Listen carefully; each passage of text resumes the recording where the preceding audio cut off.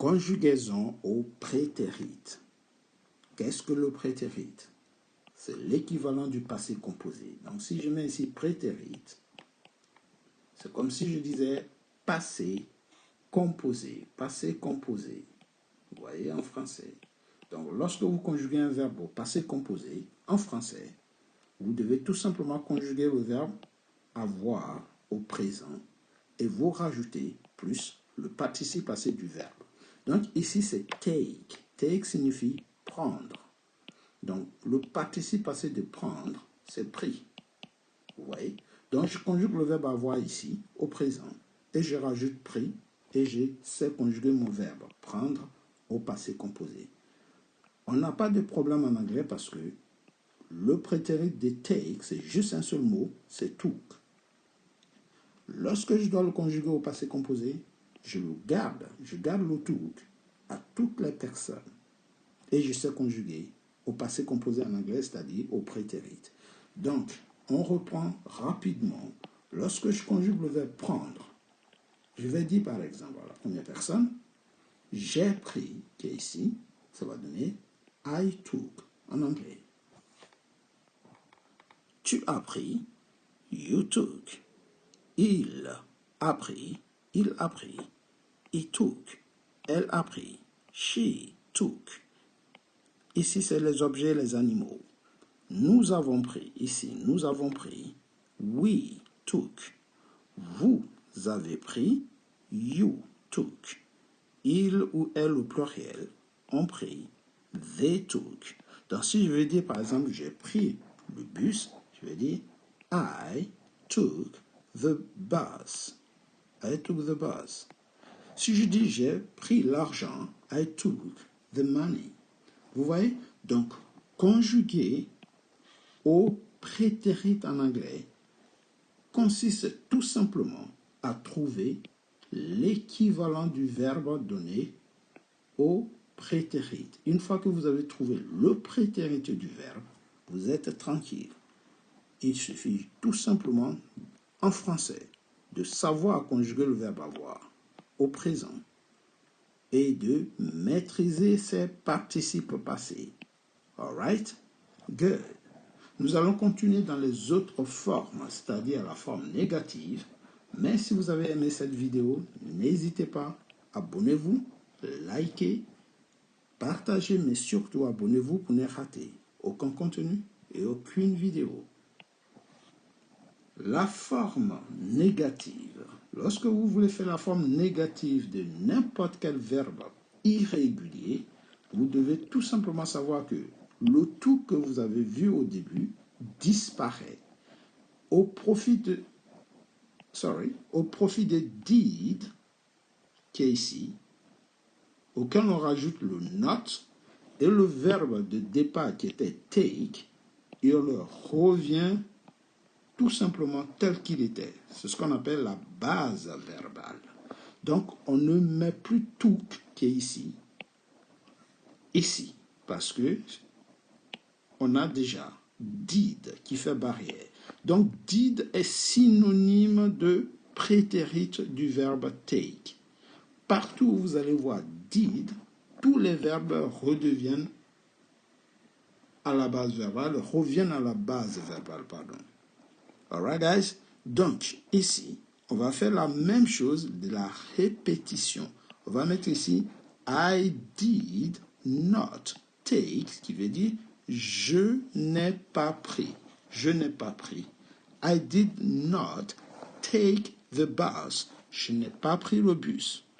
Le did not contracté, c'est-à-dire on va mettre le did not ensemble. On va faire un trait comme ça. Les did not, on les met ensemble et on transforme en un seul mot et ça va donner didn't. Didn't.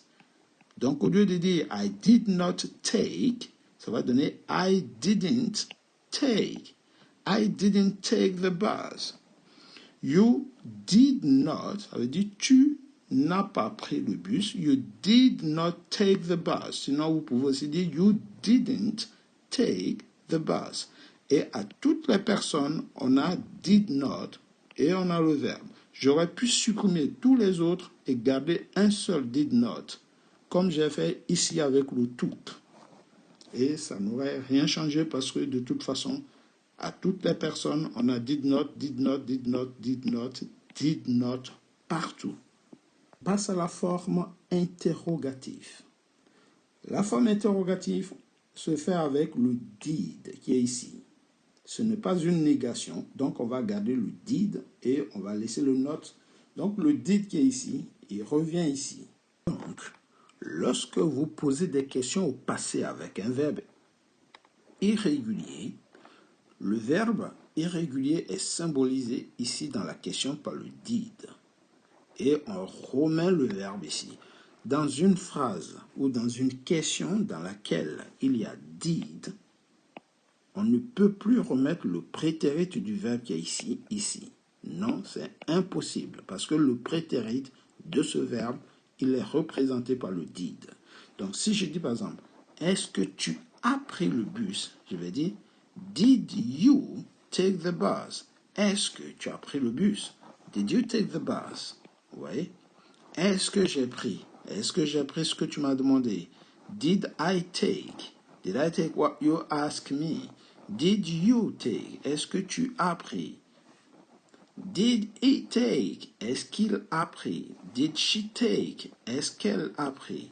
Did we take? Est-ce que nous avons pris? On peut aussi dire, avons-nous pris? Ai-je pris? As-tu pris? A-t-il pris? A-t-elle pris? Avons-nous pris? Mais pour faire simple, pour maîtriser, le did ici a le sens de est-ce que. Le did proprement dit ne veut rien dire. Et c'est juste à poser la question.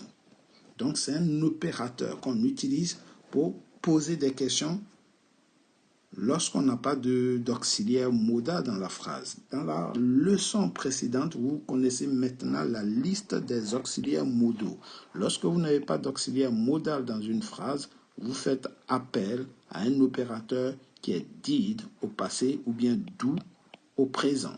Donc ici, on est dans le passé, donc on ne fait plus référence à do, on fait référence à did qui est ici.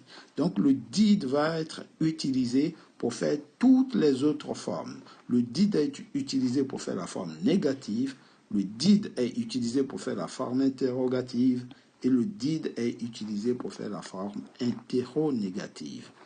Donc, conséquence, la seule fois où le verbe change vraiment, c'est au prétérit à la forme affirmative.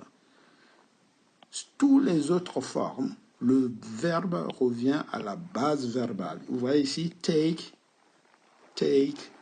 et take. Donc, la seule fois où il change, c'est lorsqu'on vous demande de le conjuguer à la forme affirmative. C'est ici que réside la difficulté. Sinon, toutes les autres formes, vous foutez des did partout ou des did not partout et vous revenez sur votre verbe tel qu'il était au début. Donc ici, au début, vous avez did qui est ici. Au début, vous avez take, Vous avez take. Ici, vous allez avoir take. Ici, vous allez avoir take. À la forme négative, vous avez take. À la forme interrogative, vous avez take. Et à la forme interrogative, vous avez take. Pourquoi? Parce que dans ces formes, on a did et on a did. Et partout où on a did, le verbe redevient normalement comme il était à l'infinitif. La seule différence, c'est ici, tout simplement, à la forme affirmative. On a took, mais le took disparaît dans toutes les autres formes. Et ce sera la même chose pour tous les autres verbes qui vont suivre. On passe au tableau suivant et vous allez voir la démonstration. Si on ouvre dans le verbe sleep, qui veut dire dormir, sleep, ça veut dire dormir. Le prétérit de sleep, il est ici, tout simplement, slept. Donc, à toutes les personnes, ici, on fait j'ai dormi, ici, j'ai dormi, I slept, tu as dormi, you slept, il a dormi, he slept, elle a dormi, she slept, nous avons dormi, it slept d'abord ici, il ou elle, par exemple le chat ou le chien a dormi, it slept. Nous avons dormi, We slept. Vous avez dormi. Vous avez dormi. You slept. Il ou elle au pluriel ont dormi. Ici. OK? They slept. Alright? Donc, c'est exactement ce qu'on vient de voir avec le verbe take. Donc, ici, vous n'avez pas besoin de chaque fois mettre ici 6 fois slept. Une seule fois suffit. C'est la même chose en français. Le passé composé, une seule fois. Le participe passé suffit parce que c'est l'auxiliaire avoir conjugué au présent qui est important. Les autres formes, ici, c'est la même chose. On met did not partout à la forme négative et on laisse slept. Ici, en français, je n'ai pas dormi, tu n'as pas dormi, il n'a pas dormi, nous n'avons pas dormi, vous n'avez pas dormi, tout de suite. Ici, ça donne ici did not, did not, did not. Et le verbe qui est ici revient ici, sleep. On remet plus slept, c'est interdit. La forme interrogative, on met did au début et on garde I sleep, you sleep et ainsi de suite. Donc ici c'est comme si on avait la conjugaison au présent pour ceux qui se rappellent de la conjugaison au présent. Et une fois qu'on sait conjuguer le verbe au présent, on met did au début et le verbe qu'on savait conjuguer au présent se transforme en prétérit à la forme interrogative. Ici, est-ce que, et vous reprenez tout ce qui est ici, vous le redescendez ici, et ça donne, est-ce que j'ai dormi, est-ce que tu as dormi, et ainsi de suite. C'est la même chose ici. On met didn't ici. On fait la forme hétéronégative avec la contraction ici de did not. Et did not contracté, tout à l'heure je vous ai dit, ça donne didn't. Donc on utilise didn't partout ici. Et on reprend tout simplement ce qui est ici, on le remet ici. Et à la place de did qu'on met ici, tout simplement, le did qui est ici, il va donner ici didn't, parce qu'on va rajouter chaque fois la négation, la forme contractée. C'est ça la différence. Ici, c'est did à la forme interrogative, et ici, c'est didn't à la forme hétéronégative, parce que ça reste une question aussi. On met des points d'interrogation ici, des points d'interrogation à la fin ici. Nous allons continuer une liste de verbes irréguliers. Comme vous le savez, inutile tout simplement de conjuguer juste le seul verbe. On peut aligner plusieurs différentes sortes de verbes irréguliers et faire d'une pierre plusieurs coups. C'est ce que nous allons voir dans le tableau suivant. Donc ici, on a plusieurs verbes. Vous voyez? I ate. Ate, c'est le verbe manger. Donc je dis j'ai mangé. Ici, chaque verbe peut être utilisé à toutes les personnes. Donc, ici, le ate, il est partout. I spoke. J'ai parlé. You spoke. Par exemple, he wrote. Il a écrit. She took. Elle a pris, pardon. Jouer ici je ne l'ai pas mis, mais j'aurais pu mettre ici jouer, une petite erreur. I played, mais sauf que le jouer ici c'est un verbe régulier, donc on ne le met pas, mais bon, ici c'est pas grave si on mélange les verbes irréguliers et les verbes réguliers. Il suffit juste de faire la différence entre le verbe régulier et irrégulier, mais on peut mettre aussi un verbe irrégulier, c'est pas grave, la technique est la même. Donc, de toute façon, le verbe régulier restera pareil à toutes les personnes. We saw, par exemple, nous avons vu. Vous avez vu ici. You stole, vous avez volé. You ran, vous avez couru, par exemple. Et they slept, ils ont ou elles ont dormi. Donc ici, ce que je voulais souligner, j'espère que vous avez compris, c'est un peu mélangé, mais ce que je voulais montrer, c'est que avec n'importe quel verbe, on peut faire tous les autres. Vous voyez, avec n'importe quel verbe ici, avec n'importe quel verbe ici, je prends le verbe spoke, ça peut être I spoke, j'ai parlé, tu as parlé, il a parlé, nous avons parlé, ainsi de suite. Je prends n'importe quel verbe ici aussi, je prends took est valable, vous voyez, et ainsi de suite. Pour connaître la traduction, chaque fois, il faut venir ici. D'accord? Bien. Rapidement, on récapitule. Ate, c'est manger. Donc, I ate, j'ai mangé. Spoke, c'est parler. I spoke, j'ai parlé. Wrote, c'est write. Donc, j'ai écrit. I write. Ici, vous voyez ici, write. Vous pouvez sauter des cases pour vous repérer les verbes à l'infinitif. I saw, ici, to see, donc c'est j'ai vu, il est ici, I saw.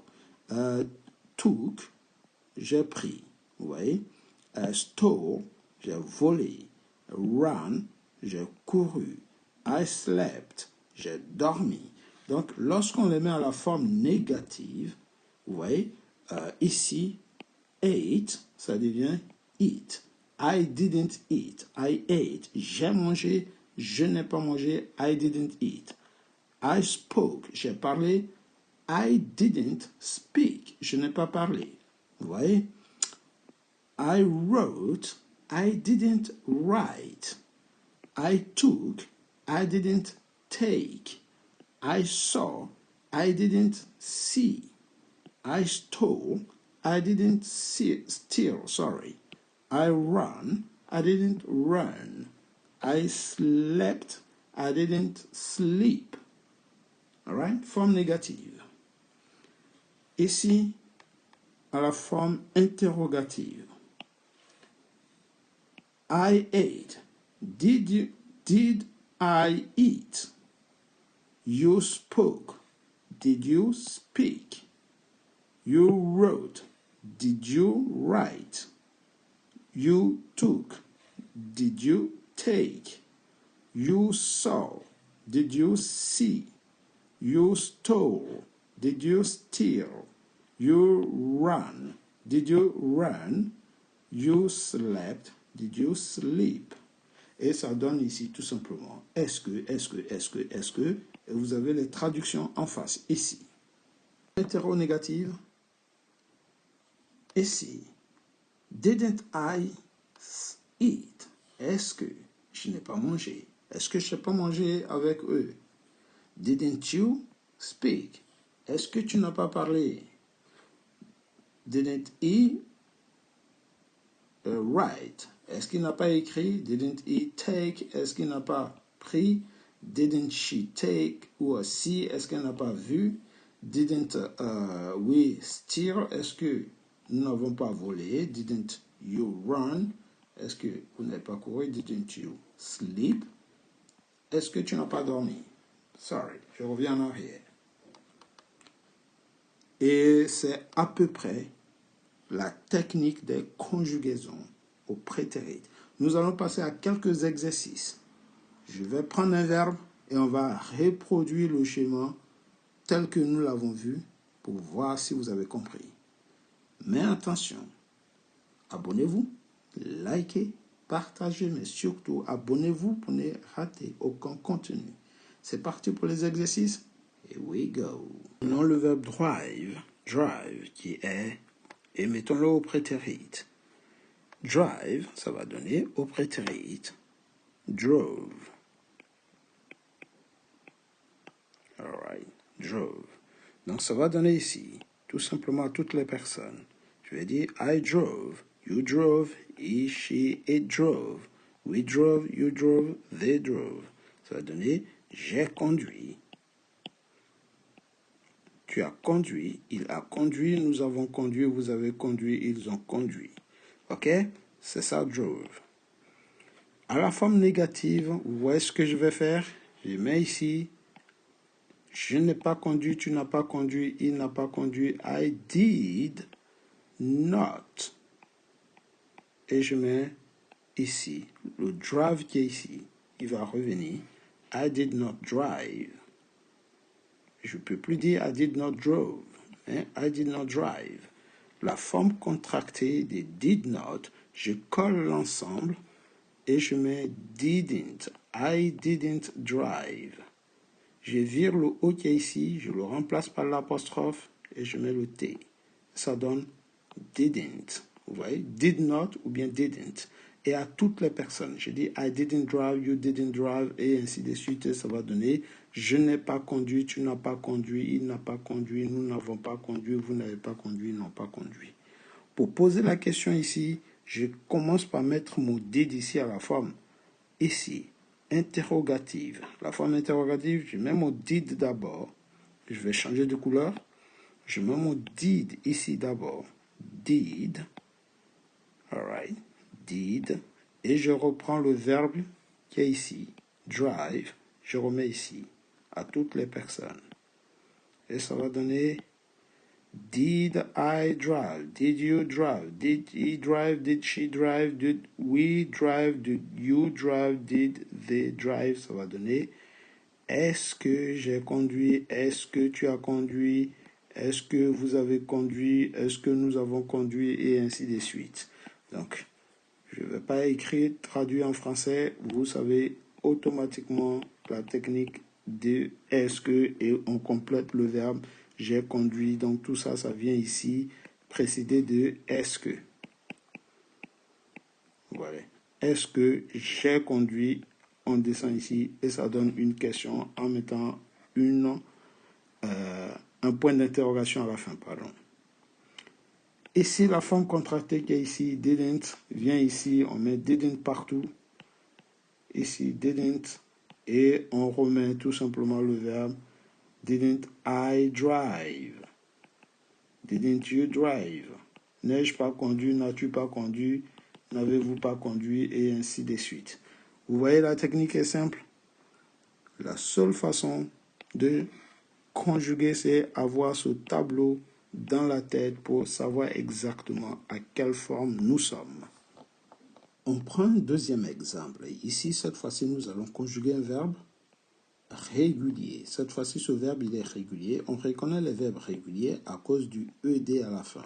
Vous voyez les verbes réguliers, la particularité des verbes réguliers, c'est que on n'a pas à les confondre, puisqu'on voit le radical est ici. On sait que le verbe work, c'est le verbe travailler.